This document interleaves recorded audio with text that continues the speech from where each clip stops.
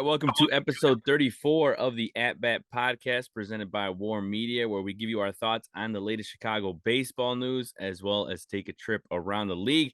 I am Saul Rodriguez, along with Miles Porter, and we are joined today by Gabe Wilkins, who, of course, you can see on War Media's Open Run. How are we doing today, Gabe? I'm doing excellent, man. Just enjoying the holiday week, and the downtime that we have to sit back, reflect, thank God for the blessings, most importantly. But it's one hell of a year to be a shortstop in free agency right now, isn't it? Oh, yeah. Oh, yeah. How are we doing today, Miles? Hey, doing good. Got a great baseball workout in yesterday. We were texting about it. The road to 115. I'm liking my exit velo right now, but I need more. That's just the dog in me. And yeah, it's a fun time to be a shortstop because this is pretty cool what's going on right now. Yeah, no, and Gabe, if obviously you don't know, but Miles told me he hit 111, off the bat. Woo. So I know. So he said he's trying to get to 115. I was like, dang. I was like, there you go, the road to 115, baby. The road to 115. That's far better than me. I ain't played baseball in a full decade plus. It's been a long time. I think my exit velo in softball is probably like 57. Yeah, I would love to test mine, but I know it's not coming close to what Miles got. Hell no, no, right now. yeah, It's same. been a long time. I just need the league to know that I'm coming. I'm on my way. I heard that. But man, this officially kind of like kicks off our off-season episodes. Really, like us covering anything when it comes to trades, deals that happen.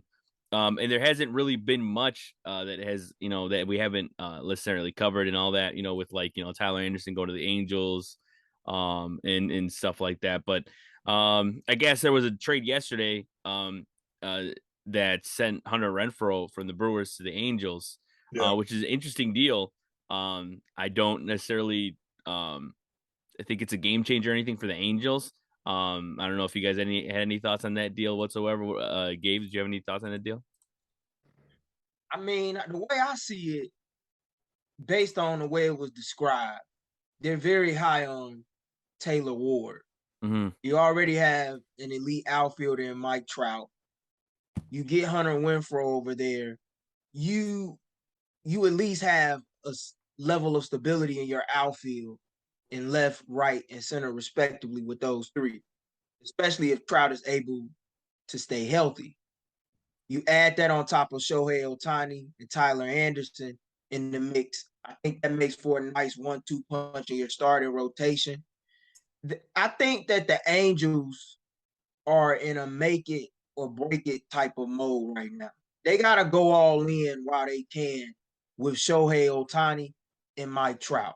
This is a team that has been willing to spend money throughout the Artie Moreno era since he's been the owner of the franchise, but yet it hasn't culminated in a World Series championship in the last 20 years in Orange County. So I think that's just the way for them to just remain competitive and to try and maximize this window that they have with Mike Trout and Shohei Ohtani, who is on the final year of his deal entering the 2023 season.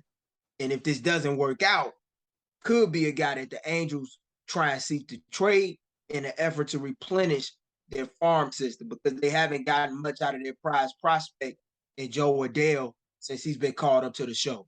So I understand why they made that move. They're just seeking to compete in an AL West that is going to have a defending champion in the Houston Astros that's going to be looking to rank happy once again, as well as the Seattle Mariners, who have let it be known to the rest of Major League Baseball and those who are insiders that they're willing to spend top dollar on supplying help in that middle infield.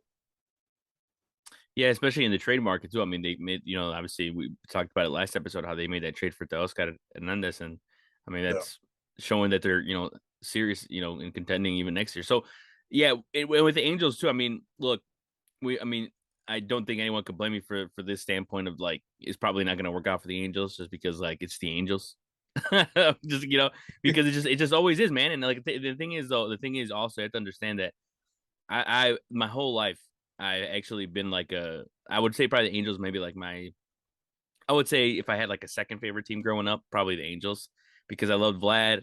Those years with Joe Saunders, those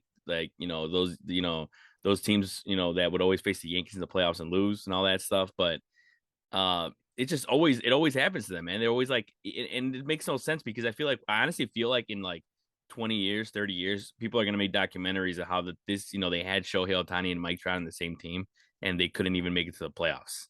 Um, so I expect them to if this doesn't work out, for example, I'm sure they'll be willing to trade even Tyler Anderson because he's on a short deal, 3 years, something like that. Good. They're gonna be Yeah. willing They to could. trade him. So we'll see what happens. Obviously, I'm hoping for the best because I would give up anything to watch Otani and Trout in the playoffs. So we'll see what happens. I mean, Miles, what are your thoughts on the deal, and what are your thoughts on the direction they're going in? Yeah, I think Gabe makes a really good point in terms of this is kind of like a bolstering that roster a little bit and trying to kind of make some sort of run. I don't think they're done in terms of making pieces, because you have a lot of valuable assets on this team, but at the same time, if the performance is not matching up to the talent, Mm-hmm. eventually it's just not going to work. So it is kind of a make or break a year because they do have a lot of movable assets and they do have to rebuild that farm system a little bit in Anaheim. So I'm not against it.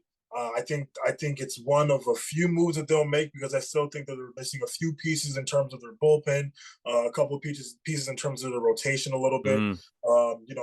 Offensively, I think they're adding the pieces that they're supposed to.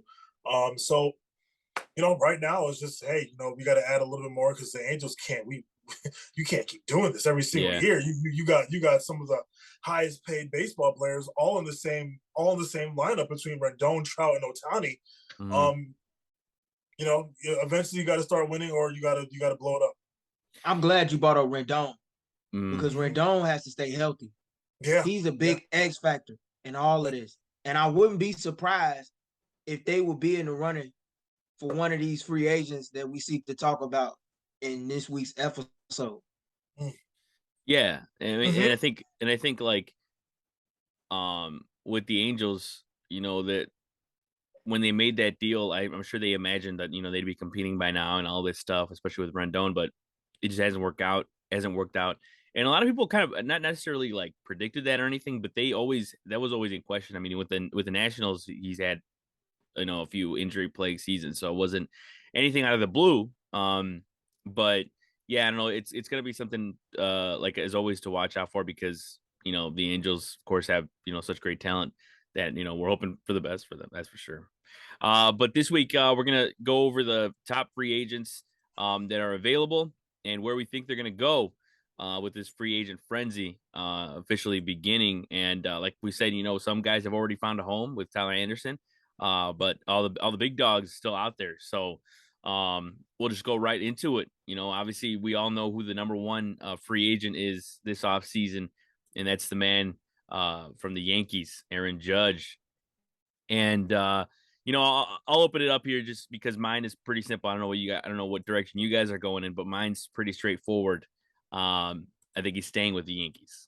I think I know that there's been some developments over the last 24 hours with him, and he went to go talk to the Giants, and everything looks pretty good. Some of the Giants players are already tweeting. I think it was Jock Peterson, put on his Instagram, right? Yeah. So you never know. He could be a Giant by tomorrow or something. I don't know, but the reason I say he's going to stay with the Yankees is because I just don't see any other way that the Yankees give him away here, or let him go, I should say.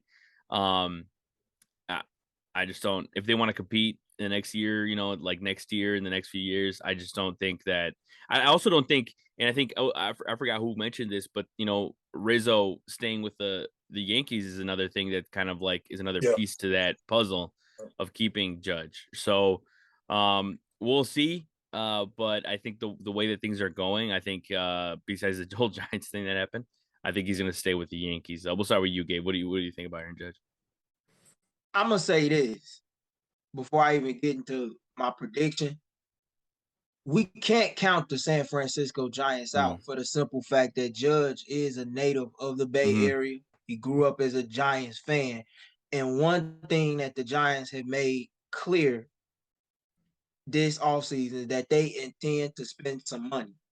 And I think that they will put the best offer on the table that does not come from the New York Yankees. Mm-hmm. The Los Angeles Dodgers are also going to be a dark horse. They cleared up $100 million in cap space. They're going to need an outfielder after non-tendering Cody Bellinger. That's a route that they can decide to take, although it's been reported that he turned down $214 million, according to Ramon Carmona, Dominican news producer.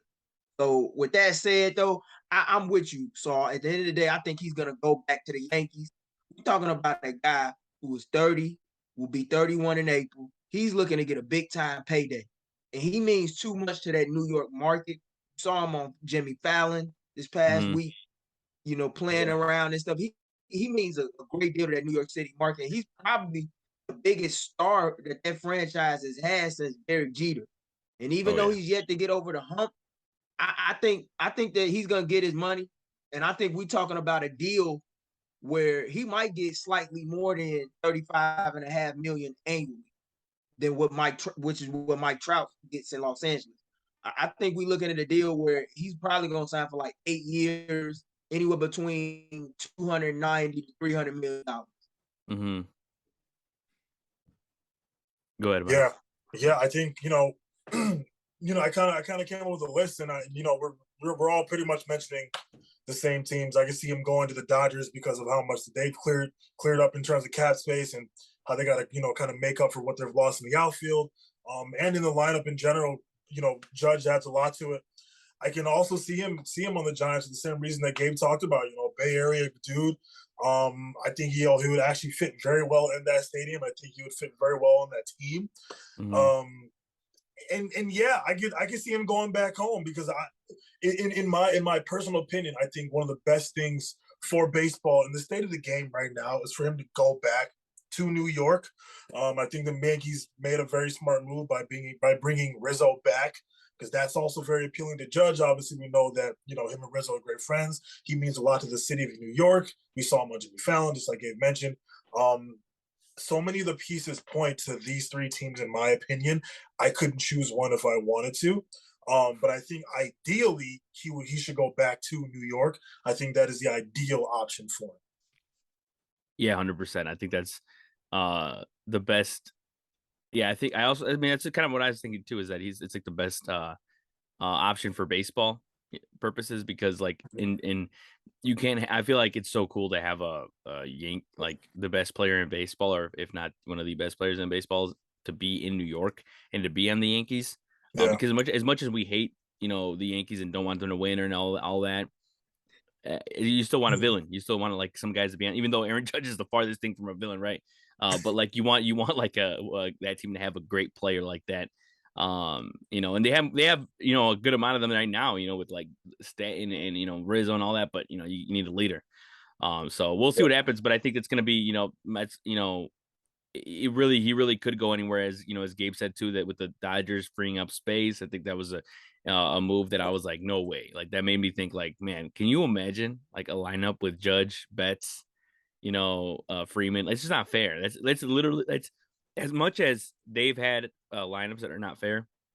I mean, it's borderline just ridiculous. If that happens, we looking at the Major League Baseball version of Miami Heat in the early 2010s. Oh, 100%, 100%. James, Dwayne Wade, Chris Bosh, and I think that's gonna cause a lot of hysteria a little bit, because if he went to the Dodgers, then Mookie has to go to center, which he can play.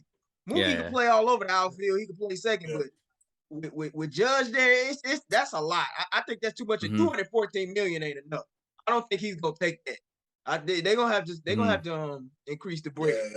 If they want to open the bank for Judge for that. Yeah. I think it would be one of those moves that for sure pushes like a Steve Cohen from the Mets to go out there and get someone like ASAP. Like doesn't matter who it is, Trey Turner, Correa. Oh yeah. Like that would make him really like, push him to go, get some out there. All right, so we'll move on to Carlos Correa. There's another guy that, that happened. You could get that guy. It's probably the second most sought after free agent in the market. And we'll start with you, Miles. Where do you think Carlos Correa is going to go this offseason?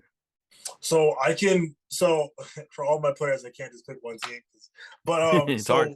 it's tough. So I'll say also the top team that I can actually see him going to is the Chicago Cubs. I think that is that's a team that fits very well for him.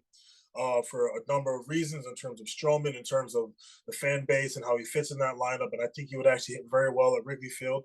Granted, we haven't really seen him hit at Wrigley Field against the Cubs, really. But I think just in terms of his approach to the plate and his power numbers, I think he fits well. He fits well in the Cubs. So this one's going to sound kind of crazy. I'm going to say it. I can see him going to the Orioles, maybe. Mm-hmm. I'm going to say the Orioles. Because you know what? I think this team is. I think they're like, oh snap! They kind of had a moment this year where they're like, wait, we're really good. Like we our young talent is coming up. They're producing very well. I think shortstop is, kind of a hole for them. I think the shortstop played exceptional this year. I forgot what his name is, but I could see the Orioles kind of emptying the bank on Correa a little bit, kind of like a Manny Machado story. Mm-hmm. And kind of making a run for it, because I think the Orioles do want to compete this coming season. I still think that they have so much momentum going for them, and they kind of held their own against the Yankees this year, if I'm not mistaken. So, Mm-hmm. well, hey, if they bring on Correa, I think they can really make a run for it. So that's my prediction. Those are my teams that I think that he can land at. You see my vision, Miles. You see my vision. Yeah. You see my vision. I've been anticipating this date for Carlos Correa to hit the free agency market ever since he signed that 3-year deal for 105 million with the Minnesota Twins, because he had the opt-out clause after 1 year. And I was like, there is no way in hell Mm-hmm. Carlos Correa plays that whole deal out in Minnesota. This is a guy, I think he wants to be back on the big stage. Mm-hmm. I think the Yankees should make a play for him. They can afford him, but this is not George Steinbrenner's Yankees. However, if Aaron Judge was to leave, I think he becomes priority number one if he's still on the market for the Yankees. Yeah.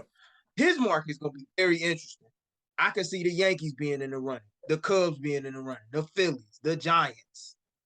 But the Orioles have like only 35 million in their payroll right now. Yeah. Gunnar Henderson, the shortstop that you were referring to, yes, yeah, who lit up the league, yeah, coming in to the season rather in late August, early September, you can play him at second. Yep. You have Allie Rushman, and I think a lot of Yankee fans are gonna be mad when I say it. I thought that the Dodgers were the favorite. I think that they still can be, but when I really think about it, he has a relationship with Mike Elias, dating back to his days in Houston, who's in that Orioles front office. Yeah. That's a team that you have to consider. And if you really want to make some noise in the American League East, why not go to Baltimore? He seems like he wants to be a well-traveled man. He's played in Houston. He's played in Minnesota. I think this time he wants to have a chance to win. And he wants to be the type of guy who leaves his imprint wherever he goes. Baltimore would be one hell of a place to do it after they're coming off of a rebuild, seeking to move upward even further in the American League East.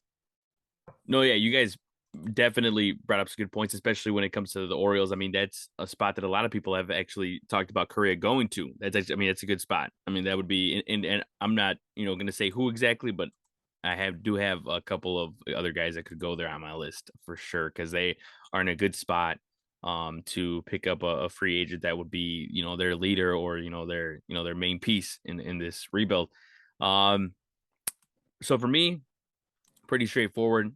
And as Miles said, the first team he said with Carlos Correa is the Cubs. And I think that's the one guy that they're eyeing, and I think it's one guy that I think when it's all said and done, I think it's gonna happen, because look, I know a lot of people think he wants that 8-year deal, and the Cubs aren't willing to go there. I think he's gonna have to take it at some point. I think some teams are not gonna want to pay for as much, because I heard that what he wants is quote enormous amount. Yeah. So there might necessarily not be a team that want to give him that much for that long. I wouldn't be surprised if there is a team like the Mets or something. I'm not surprised. But the thing is, I just think that the Cubs got to make a move sooner rather than later, and I think this would be a perfect move for them when it comes to leadership, when it comes to stardom. A guy like this, I think, would change the whole roster. and give him a shot, real soon as well. So it's and we talk about it all the time is that Cubs need a lot of help in when it comes to pitching, when it comes to their lineup and everything, but gotta start somewhere. And I think if they get Correa, it's a good move. It's a good move to jumpstart their roster. And I mean, yeah, I think I would I also be lying if I didn't think there's other spots that he could go, but I know I've heard that the Twins are gonna really go all out for him. I don't know what that means, but they have said, they have a wealthy owner, right? So he's gonna try to give him a record deal for them. I don't know, if that's gonna, make him go there. I don't think it is. But yeah, I just haven't really heard that much traction with other teams compared to the Cubs necessarily, just because of how much reporters have said they like the fit for Korea there, and just kind of how like Korea's almost like flirted with the fan base in the last like couple years too, like on Twitter and stuff. He'll say stuff towards Cub fans.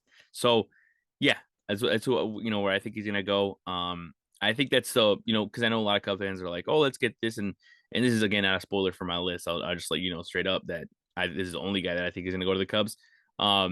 A lot of people want, oh, like get Rodon and Correa. I think it's I don't know, not necessarily greedy, but we got to start somewhere. And I think just start with one guy for now. But we'll see. I mean, obviously, as a Cubs fan, you hope that they go out there and get a couple guys. But I think just Correa is going to be the first one they get. If they give him a multi-year deal, that is something to monitor. And I'm glad you bring up the multi-year deal aspect. That's why I believe he did opt out, because he was not able to get that multi-year deal from any of these other teams. Yeah. And I think a lot of fans are confused because I have a friend of mine who says, well, he's going to get one. He's 28. But these teams think differently now. They don't like to give out these big deals anymore like they once did for 7 to 8 years. Robinson Cano is a prime example of a reason why a lot of teams don't want to do that when he went to Seattle about several years back. So if he is able to get that, which I would not be surprised if the Cubs offered, he probably wouldn't have any reason to turn that down. The Orioles could offer that as well, but I don't believe he would want to take that type of offer in a small market. But if he's able to get some within like 3 to 4 years or 7 years from the Cubs, he'll take that. But if it's 3 to 4 and no one else is offering that long-term deal, I could see a whole bunch of teams coming into play.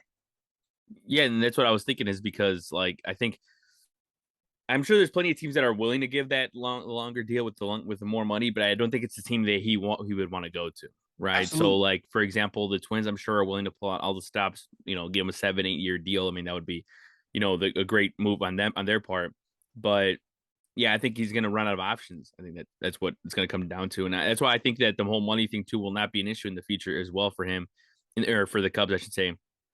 I don't think they're going to have to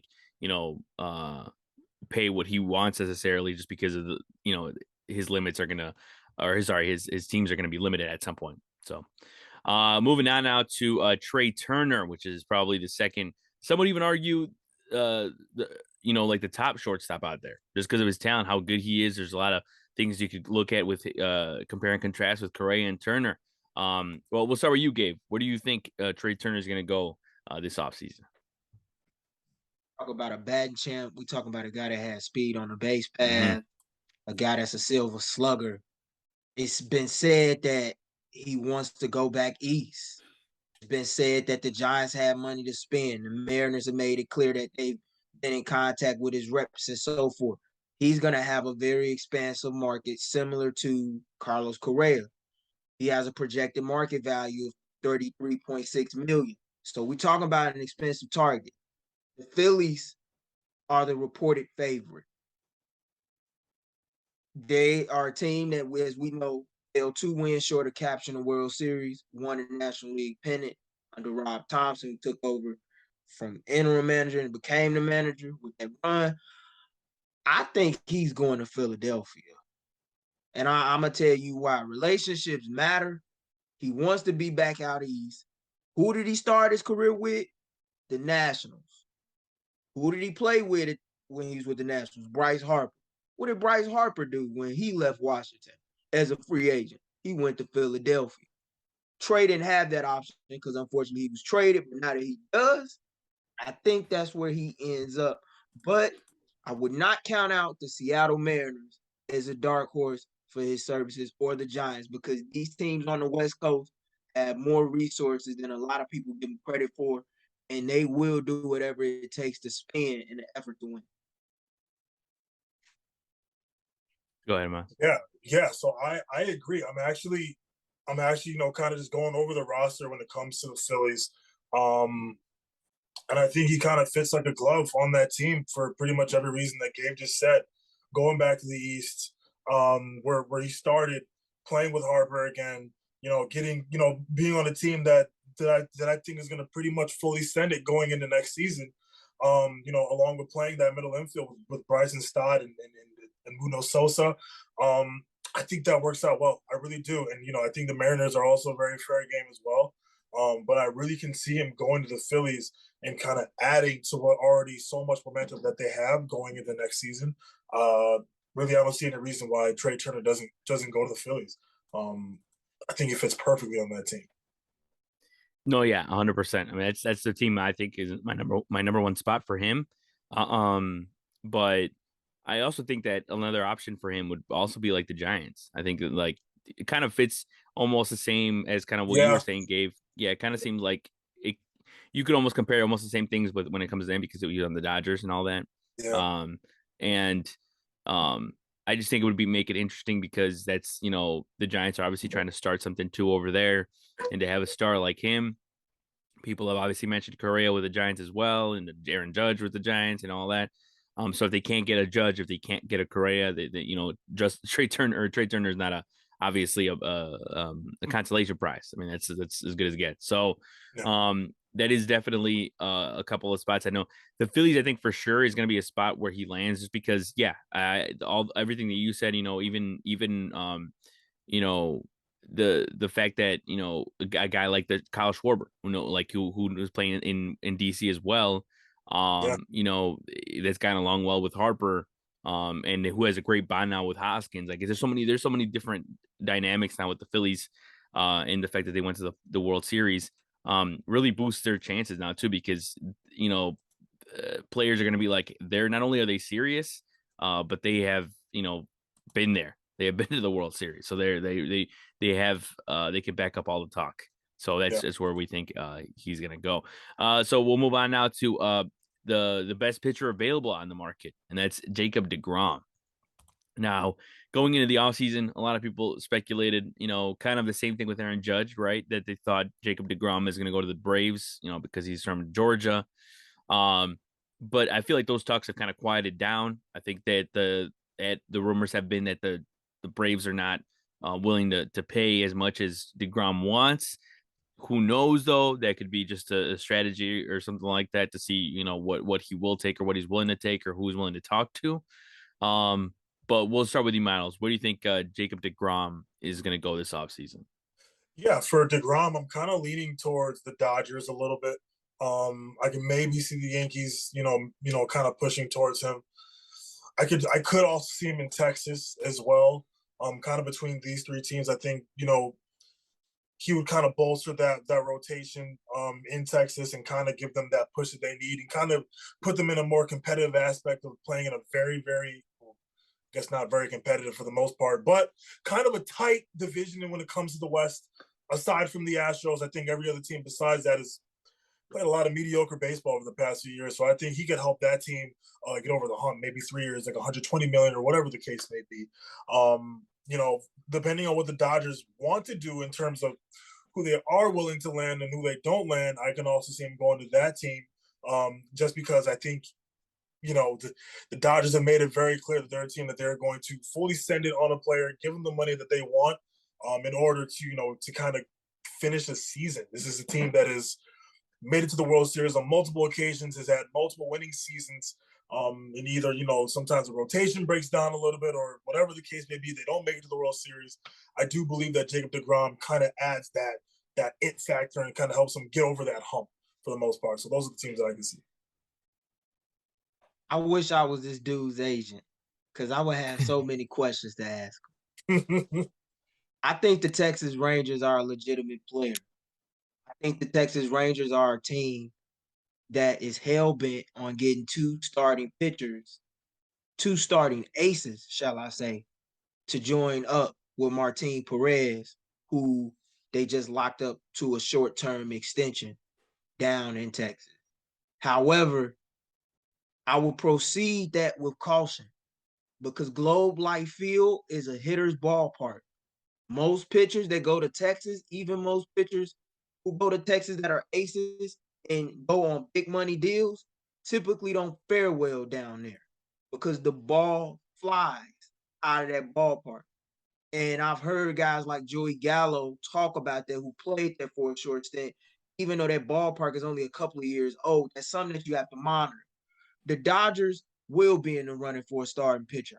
I do believe they'll be in the running for Jacob deGrom. I think they'll be among the favorites. I would not count out Atlanta as well.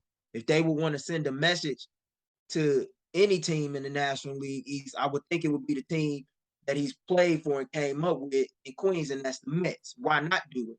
But I'll say this on that. If he's playing for money, he will go to Texas. If he's playing for a ring, he will go to the Dodgers. I think those are the two teams that it will come down to. I think the money will be around the same ballpark range. You're talking about 3 years to $130 million, $140 million tops with him. And had it not been for the elbow and forearm problems, he could have got some Garrett Cole type of money. Mm-hmm. But that's neither here nor there. But I do believe that it's going to come down to the Dodgers and the Rangers. It's just a matter of what he wants. I don't know if the Dodgers be able to give him the money that Texas is willing to. And if that's what he wants, he'll go to Texas. If he wants to win, he's going to go to the Dodgers. Yeah, no, I think it's a good point because I think a lot of people still think I've seen a lot of people still say, "Oh, deGrom's going to get 300 mil or whatever," and I don't see it. Uh, and that's not to say that his talent doesn't deserve it because his talent does deserve it. When he plays, when he pitches, he's obviously pitching for like you could argue 400 mil. I don't know what you want to say, but it's just the fact that he's not on the field that much, and we've said it on this show and we say it all the time is the Mets are only as good as when Jacob deGrom is on the field. And I've said it, I said at the beginning of the season, if Jacob deGrom is not healthy for at almost at all, then the Mets aren't going to go too far. And he pitched enough for them to get there and all that to the postseason. But he wasn't even fully healthy in the playoffs, and that's regardless of what his pitching performance was in the playoffs, if you want to attribute it to his health, whatever. I'm sure they still want to bring him back. I think that's why me personally, I think he's going to return back, but I do see plenty of options like the Rangers, as you said.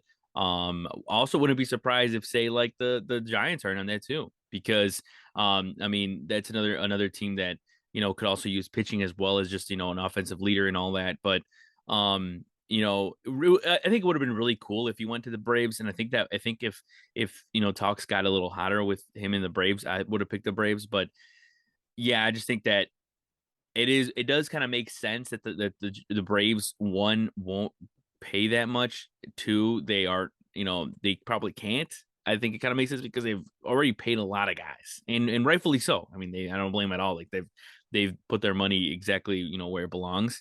But yeah, I mean, I think at the end of the day, I think he'll return to the Mets just because one, Steve Cohen is willing to pay for what deGrom wants, and also just because I don't think, as a Mets fan, I don't think you see yourself winning without a guy like deGrom, especially if you can. And also be one thing if like there was plenty of guys out there in the market, in which there really isn't a lot. When it comes to like deGrom's stature, I mean, you got the Rodons, and we'll talk about that, and Verlanders, but yeah, I think deGrom is the guy for the Mets. I think that's where he would stay. All right, moving on now to another shortstop, and that's Xander Bogaerts from the Red Sox. We'll start with you, Gabe. Where do you think Xander Bogaerts is going to go this offseason, man? We're talking about the most consistent hitter among all the shortstops in the game. I mean, he's posted at least a 128 OPS plus in 3 out of the last 5 seasons, and he's done so 5 consecutive seasons for the Red Sox. He's the only shortstop to do that.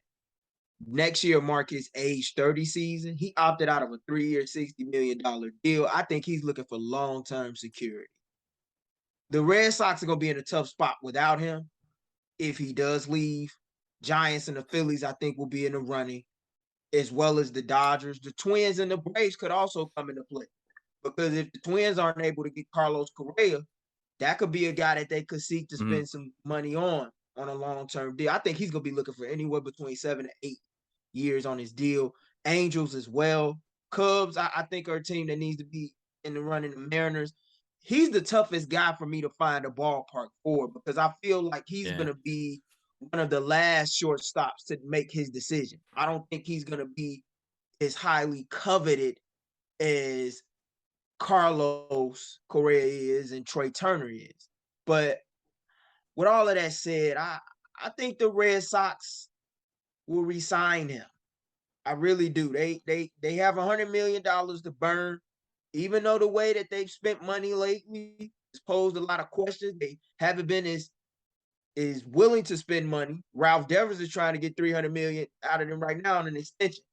He's not having any luck doing that. I don't think he will going forward, but I think Xander is going to go back to Boston, because if he doesn't, they have a large hole looming there. It's short, and I don't know how they feel that. Yeah, I think you made a really good point in terms, especially with the Twins and the Braves. Yeah, the Twins have a bit of a hole to fill, and I think the AL Central is still sort of up for grabs at the moment. I think each team is kind of they're establishing what they want to do next year. I think the White Sox are going to want to compete next year without a doubt. I think the Guardians are going to be right there as well. So depending on what the Twins want to do, I think it would make sense for him to go to Minnesota. But at the same time, I do look at the Red Sox. They have been kind of stubborn in terms of what they want to do financially with every single player right now. And with Rafi Devers, that's a great example. I think for any sort of long-term success in terms of leadership, in terms of guys who've consistently produced and showed they're good professional baseball players, especially some at the top of the game like Xander Bogaerts. If I'm the Red Sox, if I'm a Red Sox fan, I'm disappointed. This guy's not back on my team. I'm pissed. Like you said, Gabe, that's a hole. There's a big hole in that position. And if you're not willing to bring back Xander Bogaerts, you're obviously not going to go for Correa or Turner, in my personal opinion. No. So it's like, exactly how are we going to fill that hole? Who are we going to be able to look forward to in terms of the future prospects? In terms of bringing, filling that hole. And the Cubs, I think I could also see him going to the Chicago Cubs. I know I wouldn't put him at the top of the list I wouldn't put them at the top of the list for teams I could see him going to, but I can also see him going there. I'm also very curious to what they're going to do extension-wise with Horner and Happ. I haven't exactly talked about that specific aspect yet, but I think the Cubs need to make decisions with those two guys soon, because those are two key players. Not only are they going to impact the Cubs going forward, but they're also going to impact who else the Cubs are going to bring around them. Yeah, no, and what's funny is that I thought I was being original with picking the Twins here, but Miles got me. Miles got me, not gonna lie. No, but I had a couple. So Xander Bogaerts probably, I would say, I think that was my first out of the box pick to pick him going to the Twins, because I don't think they're gonna get Correa. But they want to get someone, and I think they can get someone. It's just not going to be the guy necessarily that they have top of the list. So I think Xander Bogaerts goes to the Twins. It's either that or the Orioles. I think that's a guy that if Correa, if they can't, if Correa can't go to the Orioles when it comes to money or anything like that, because I think Bogaerts, don't get me wrong, he's a great player, and I think his bat's going to last as a DH. But I think when it comes down to it, he's probably gonna be a little cheaper than Correa and guys like that. So, and guys like Turner. So I think Bogaerts has a good chance of going to a team like that that's kind of willing to turn the page now and get a leader, just like the Orioles and just like the Twins. So we'll see. We got another shortstop too in Dansby Swanson from the Braves. We'll start with you, Miles. What about this time around? Where do you have the shortstop going this offseason? Back home, back to the Braves. That's it. There's no other team that I can see it playing on. I don't see. You and I talked about this before the show today. Is that, you know, for me, I'm going to stay set on the Braves, but I think that there's always that small possibility that something goes wrong, and we see him on another team. We saw with Freddie Freeman, but I just don't see a reason why he doesn't go back to Atlanta. I think this is a team that is also locked up a lot of the young guys, and they kind of kept that core together for the most part, excluding Freeman. Going forward, I don't see why you don't have him on the Braves. I really don't. I think he loves the city of Atlanta. He loves that organization. What he means to that team is so vital. You know, obviously you have Albies and you have Acuna, but for the most part, you need Swanson in there as well because he's such a key part of that core going forward. I physically cannot envision him on another team besides the Braves because I think he's almost like Mr. Brave to a certain aspect. So I'm going to stick with Braves, but you know, anything can happen in 2022-23. You know, I got some numbers for you guys to keep in mind because I know he likes Truist Park a lot. By the numbers, he slashed 304, 362, 492 at home compared to 251, 298, and 405 on the road last year. And that was a career season for him. He's the only piece as well that is on the market in Atlanta's infield. Is Matt Olson, Ozzy Albies, and Austin Riley are all locked up on multi-year contracts. Yeah. What better way to send a message to the hometown kid that you want to keep him by giving him a nice multi-year contract within the ballpark of 150 to 165 million dollars. If there's one thing that I give the Braves credit for, they take care of their hometown talent in a manner that's akin to the way that the Twins did when they were winning Central Division championships in the mid 2000s with Joe Mauer and Justin Kubu and those guys. So I don't expect anything different, especially when they inked Michael Harris to an extension before he even captured Rookie of the Year honors.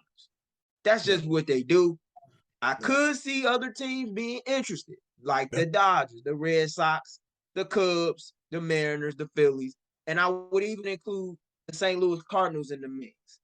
But I don't see the lieutenant going outside of his home state either. I believe that the Braves are the place for him to be. They made it clear that they wanted to keep their core locked up for the long-term future in order to continue competing not only for NL East division crowns, but pennants and World Series championships. It feels like the 90s again in Atlanta.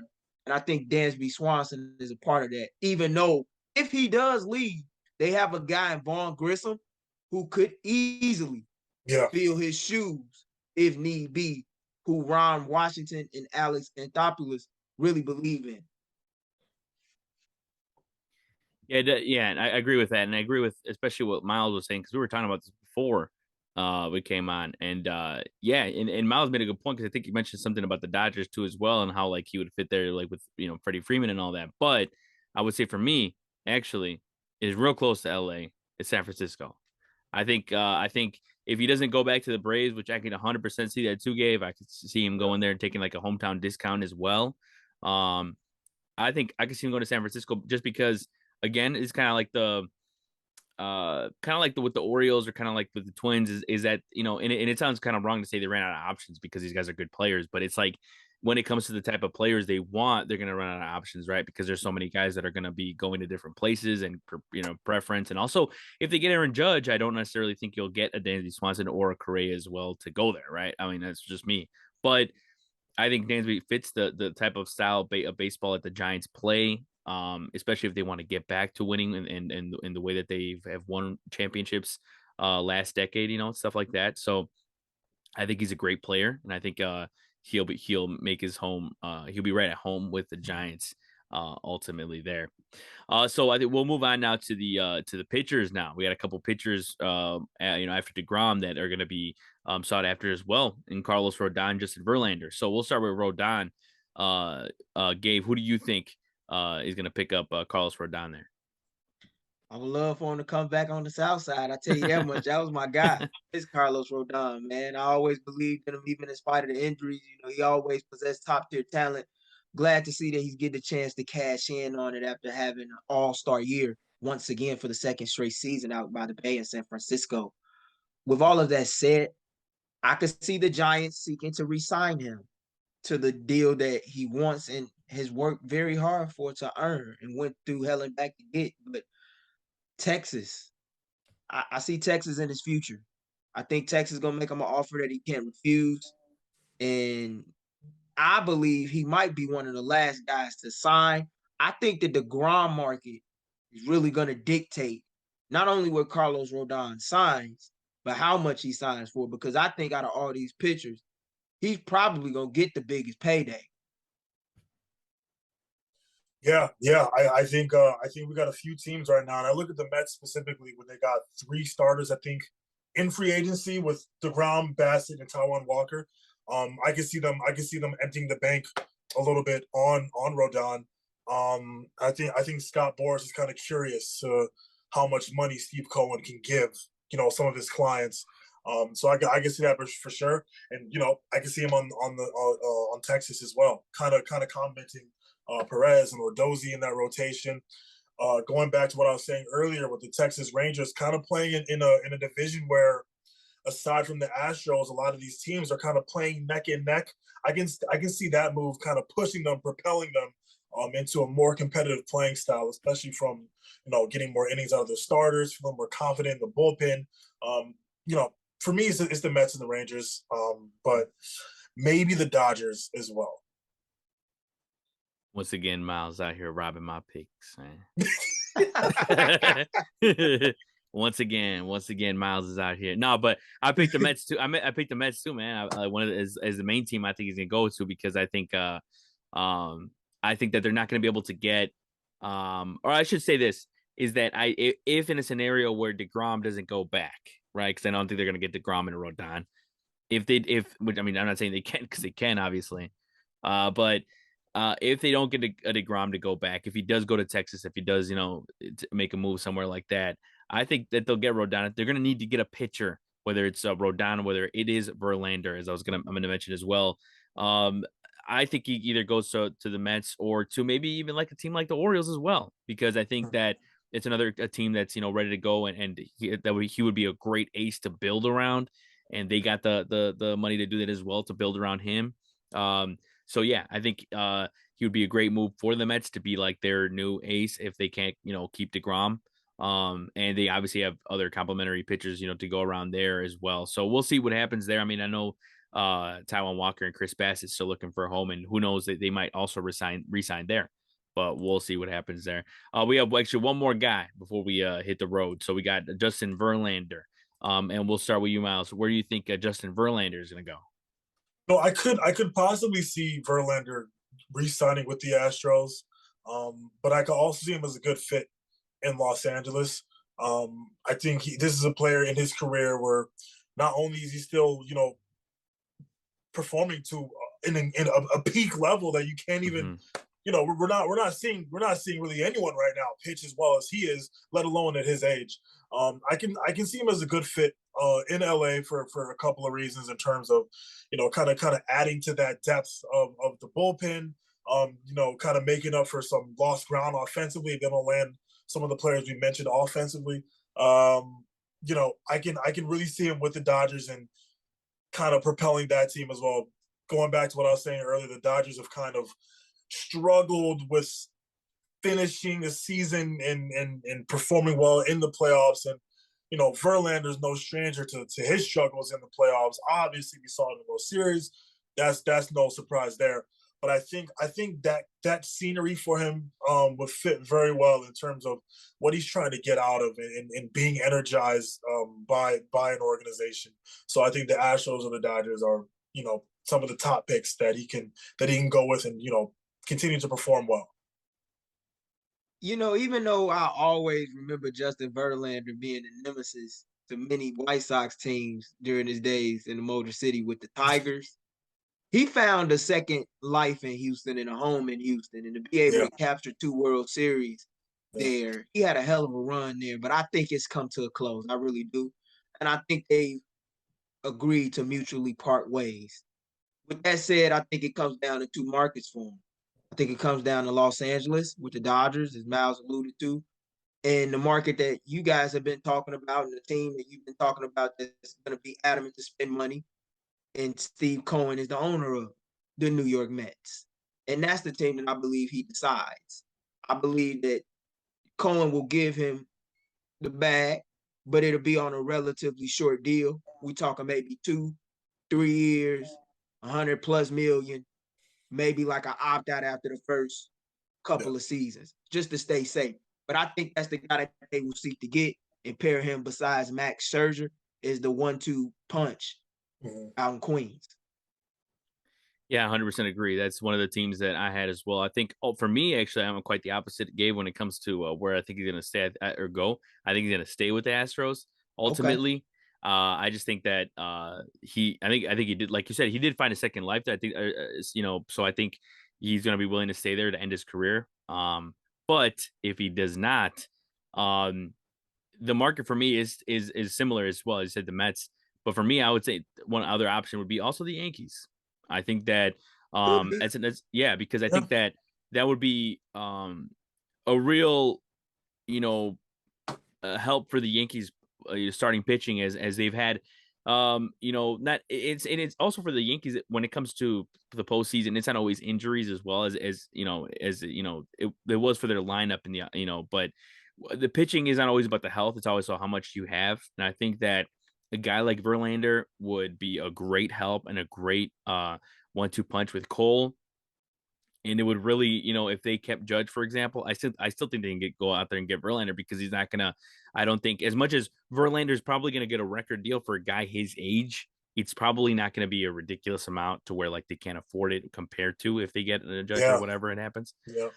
So I think Verlander goes there, and if he doesn't stay with the Astros, which is probably my first pick, because I think the Astros are willing, they have a chance to win next year. So, I mean, if they want to keep it going, and I think that, they would keep him, but Astros can obviously go in multiple directions because they can get a lot of guys in general, though. One thing we got to keep in mind with Justin.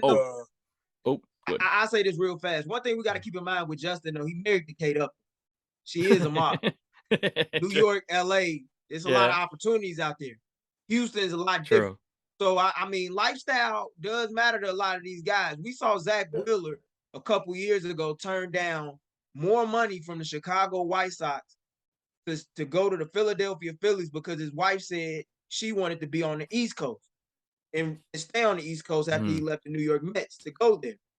Those are things that you have to consider in this business. As much as it's about the baseball stuff, it is also about off-the-field lifestyle, too.